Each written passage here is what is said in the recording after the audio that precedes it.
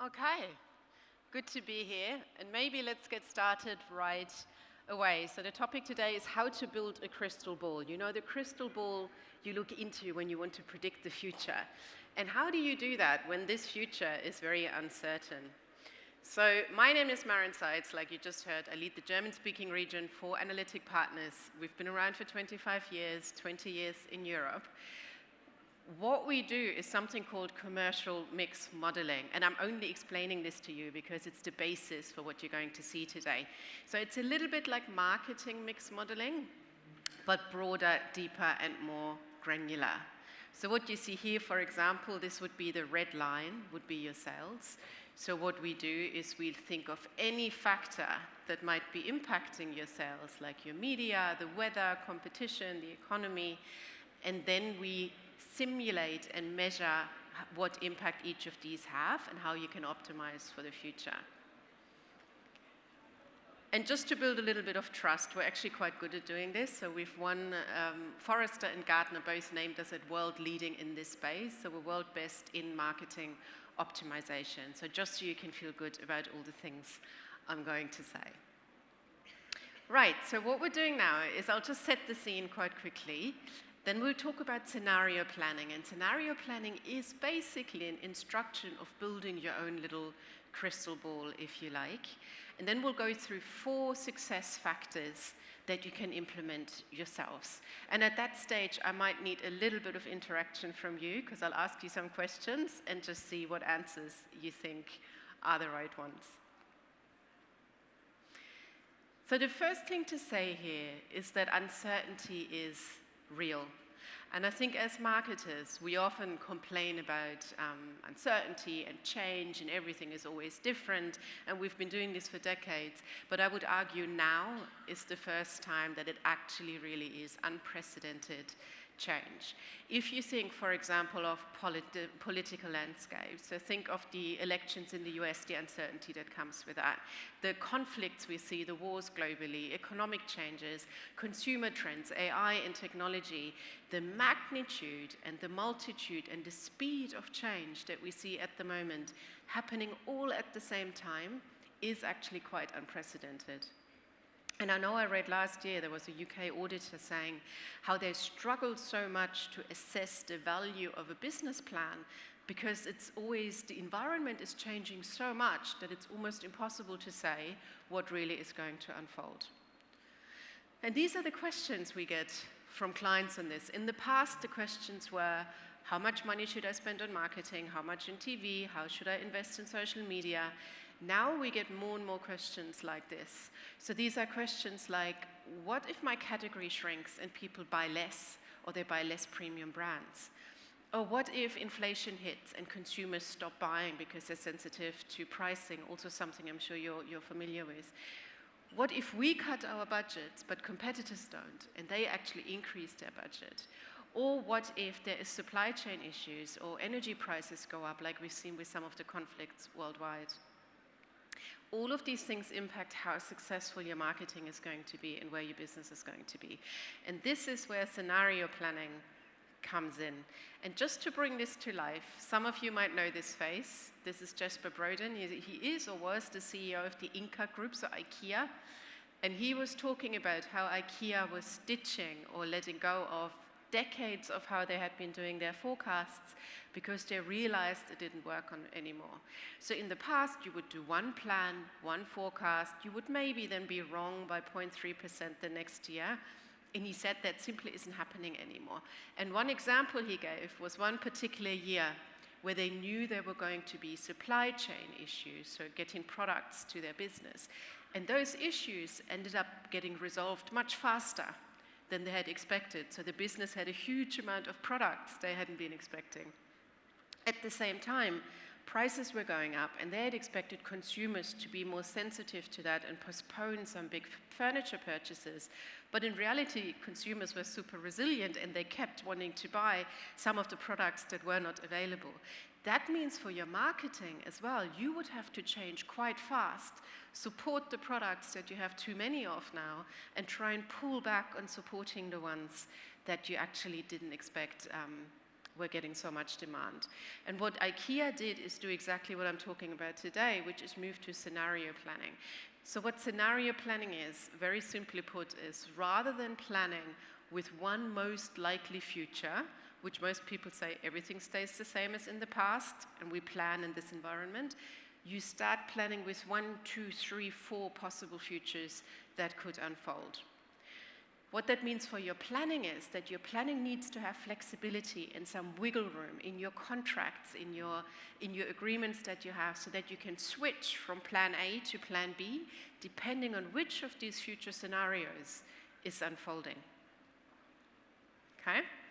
And what we see with our clients, we have a huge database from over 25 years, and this is all we do. So what we've seen is people that do specifically prepare for changes in the environment, they have up to 75% higher returns on investment. Of course, the more volatile things are, the more you see that. Okay? Now, let's make that a little bit more practical. So 4 success factors that you can think about or implement as well to be better prepared, to build your own little crystal ball if you want. And the first one is destination first.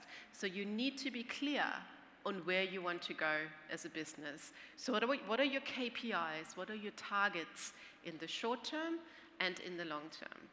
And we're always surprised when we go into marketing meetings about how many people in the room aren't 100% clear what the business goal actually is. Or there is 5, 6, 7 different ones based on campaigns, but there is no clear idea of what the overall business actually wants to achieve. And here, this is Rob Marcus, one of our clients from Colgate. And our Colgate client was saying, if you have crystal clear priorities and you know what direction you're going, then you have room to move and pivot and adapt your plans when something changes. And I'll give you one example here. So on the right here, you see this chart. We looked at clients that had a lower funnel strategy versus upper funnel strategy. So you all know a brand funnel, I think. So at the top is driving awareness and consideration for your brand. At the bottom is converting to purchase. So on the left are those clients that focused on really driving purchasing. And you see the purple bar is the impact they had on the business in the short term. And you see that was the highest out of all the strategies. So they had the biggest impact in the short term. But those that focused on driving brand and strengthening the brand in the long term, the blue bar, ended up having over 2-3 years a much greater impact overall. So in the short term, then not as much, but in the long term, much higher. And as a business, you need to be clear on what the goal is for you. Because some businesses really say, let's focus short term, and sometimes it's a necessity. Others might say, we want to have a longer term strategy, and then you might have to invest more in brand. Just one example. So here's a question for you to take home with you. What are your business targets for next year? Are you clear on exactly what number you're trying to achieve as a business as a whole? Is it net sales, revenue? Is it profit? Is it volume? What is the business trying to get to? And is it this year or is it in 3 years? That in itself sometimes starts conversations that are super useful. Second thing to do is then go holistic. So you know what you want to achieve. Then you think of anything that could impact that success or that goal achievement. And that can be, of course, what's in your control. So that's your marketing, your media, how much you're spending on that, what you're doing with products, new channels you might have. But then less in your control is the market context. So are you expecting demand to drop? Are you expecting competitors to maybe spend more? Or is there a heat wave maybe usually every summer that, and if you're an ice cream producer, ice cream brand, that might be a problem. Is there new legislation? Like we saw in the UK, suddenly you couldn't advertise as easily for sweets anymore as before.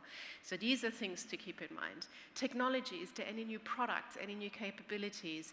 And with consumers, how do you expect them to react to price changes? Are there new trends, new behaviors you're expecting? All of these things you'll want to think about.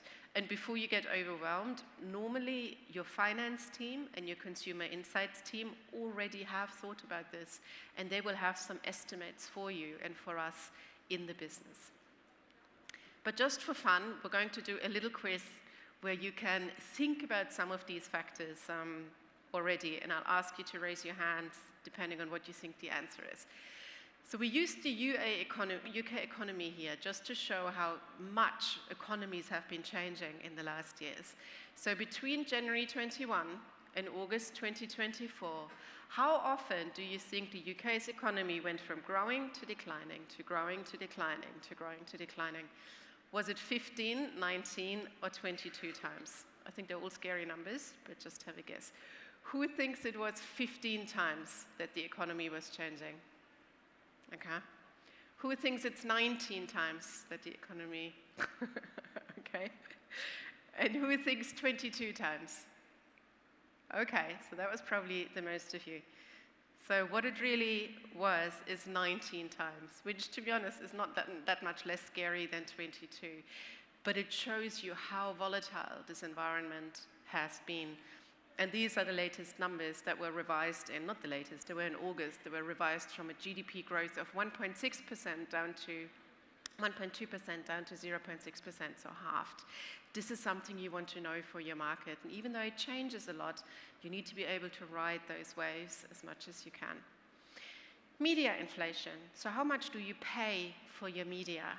So the World Advertising Federation has been predicting by how much the costs that you pay for media across the globe will go up in 2025. So what do you think? 3.7% more expensive media? 4.6% more expensive, or 5.5? Who thinks 3.7%? Raise your hands. Okay, not that many. What about 4.6%? Okay, and 5.5%. Okay, you're quite a pessimistic group, but it's actually 3.7%. But honestly, that is high enough as well. So here you see for 2024, by the way, a forecast for the rest of the year. So the green shows how much more expensive different channels became across the globe. Again, that'll be different per country. But you see, for example, online video and out of home saw the biggest increases in price. That is something you need to consider when you do simulations. So we will in simulations enter higher costs based on that. Last question for competitors. Think of a competitor who is a similar size to you, and this competitor doubles how much they spend on marketing. What would be the impact on your sales? Like, how much sales would you lose if they double their spend? Do you think 5, 10, or 15%?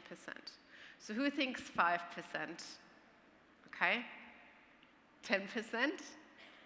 Okay, quite a few more. And 15%. Great. You were trying to be less pessimistic this time. That's good. Okay, so what it actually is this time, it was the worst number. It's 15%.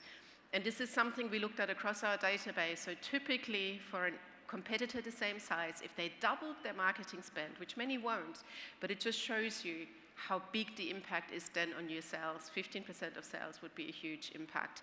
So that is something to keep in the back of the mind. So all of this, like I said, you don't have to know these numbers. You will have people in the business that know this, or we can make estimates for you. Your step then is to take all of the things that could happen and think about which are most impactful and which are most likely to happen to my business. And that means, what are the 2 or 3 scenarios I want to plan for? Do I want to plan for my competitors changing? Do I want to plan for the economy changing in a certain way? Or maybe for consumers changing in a certain way? And I'll give you a little example of where we've done this for a client in Europe. A retailer in Europe wanted to gain, had clear targets, 220 million euro in the year. They based their main scenario at the top here around consumer price inflation. So they said, we think 6% price inflation will be the main thing that will impact us. They also made estimates on store openings, on what their media costs will be, how effective their campaigns will be. But the main thing was, we think consumer price inflation will be 6%. And then they had a worst case and best case. They said, worst case, we will make up for losses in sales due to that. We will not make up for that. Best case is we will make up for losses in sales. And this is then when you come to step 3. So this is when you then need to simulate. So you know your target, you know the scenarios. Now you simulate what you're going to achieve in each scenario. Will you meet your target if A happens or if B happens? And if you have a gap to your target, how are you going to close that gap? And this is then what we did with this client as well. So here on the very left, you see their 2022 numbers. They had 2.6 billion revenue. Out of that, 800 million euro came from marketing. Now for 2023, in the worst case, they wanted to achieve 2.8 billion, remember, 200 million more. In the worst case, they would have a gap to this goal of 26 million. In the best case, a gap of 9 million. So in neither scenario were they going to achieve this goal. And then the last step you take is you make a plan. So we were saying, okay, in the first scenario, what are your assumptions? This is the gap you will have. How will you fill this gap? Either by investing more in marketing, changing your product or promo strategy, or maybe other areas of the business have to make up for this. Same for the best case. How will you make up for your gap? I think it was 9 million. What will you do with marketing? How can you simulate to get closer to this? So you have your target, you've identified your scenarios, you've simulated what the financial gap is and how you close it. But the most important thing, we always say culture eats strategy for breakfast, which means culture is your most important ally in having a business that is agile. So if your staff only gets punished if they take risks and fail, they will never take the risk of working in an agile way, flexible way with scenarios. So what you need, for example, what you can do, some clients do, in the incentivization, in bonuses for your employees, have 5 to 10% they have to use for experimentation. Like they have to show they've tried things. So you want a mindset of people that are brave and that are agile and that are willing to adapt. Okay? So there are the actual 5 steps. I lied, it wasn't 4, it was 5.